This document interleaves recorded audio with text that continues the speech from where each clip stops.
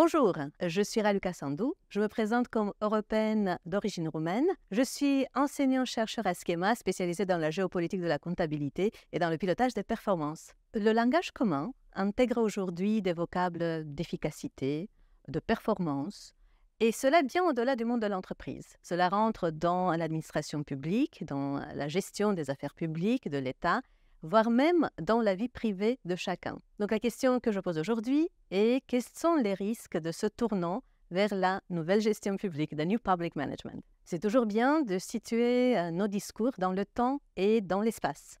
Donc qu'est-ce que le New Public Management? Cela fait référence à toute une série de réformes dans l'administration publique, des réformes administratives, des réformes managériales, qui sont débutées dans les années 80 dans certains pays européens, dont la Grande-Bretagne comme moteur principal, et puis les pays scandinaves. Le but, à la base, est très louable. Il s'agit de rentrer dans une culture de résultat, de renforcer cette culture de résultat, de rendre les services accessibles à proximité des citoyens, dans une logique de citoyen-client, et de rendre l'administration publique beaucoup plus efficace. Je vous propose un voyage en 2 épisodes. Tout d'abord, les pays occidentaux. Les réformes initiées sous le gouvernement Margaret Thatcher dans les années 80 se basent sur une privatisation et des externalisations massives dans des secteurs comme les chemins de fer, les télécommunications, les secteurs publics, les services publics, l'eau, l'électricité. De plus, de nombreux services gérés autrefois par l'État, comme par exemple les services sociaux, la santé, ont été externalisés vers des entreprises privées.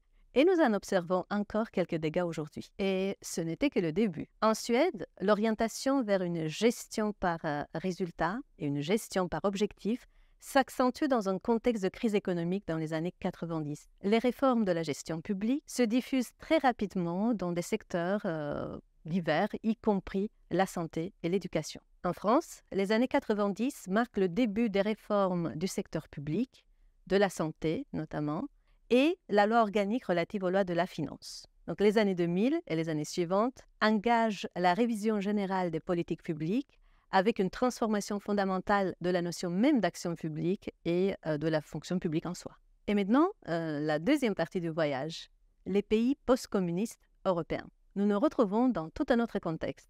Il s'agit des pays post-communistes dans l'Europe qui, dans les années 90, ont dû passer par toute une série de réformes entre autres de l'administration publique, et qui ont dû également entreprendre toute une série de privatisations, dont des privatisations de masse. Il y a plusieurs secteurs qui ont été affectés, dont également des secteurs stratégiques pour l'État, comme par exemple le secteur énergétique et notamment l'industrie pétrolière. Donc dans ces pays, il y a eu un passage plus ou moins rapide d'un modèle d'État de plan, géré comme une monocorporation, donc on n'est pas loin du managérialisme d'une certaine manière, vers un modèle qui est axé et orienté vers le marché, avec un État plutôt minimaliste. On est dans un paradigme néolibéral, avec notamment la diffusion de bonnes pratiques du secteur privé et la diffusion de bonnes pratiques de management des pays occidentaux. On arrive aux conclusions. Quelques paradoxes et quelques points de vigilance. On se rappelle que le but de diffusion des pratiques de management dans le secteur public est très louable. Il s'agit de renforcer la proximité avec le citoyen client. Cependant, ce voyage européen nous a soulevé quelques points de vigilance parce qu'on décentralise, oui, c'est vrai, mais en même temps, on bureaucratise trop à travers la multiplication des tâches et à travers une culture trop renforcée du reporting. On confond parfois la finalité avec les moyens. Il ne faut pas oublier que le bénéfice doit rester multidimensionnel dans la gestion des affaires publiques. On parle de pilotage de performance. Malheureusement, on prend souvent la mesure pour l'indicateur. En fait, un focus trop important sur la donnée statistique va nuire à l'essence de l'action publique. Parfois, on privilégie l'efficacité devant l'équité et l'accès aux services publics. On risque d'ailleurs de détériorer une culture du service public au profit d'une culture client qui, parfois, déstabilise aussi les déteneurs de la fonction publique. Aussi, on risque de perdre de vue le but principal des services publics.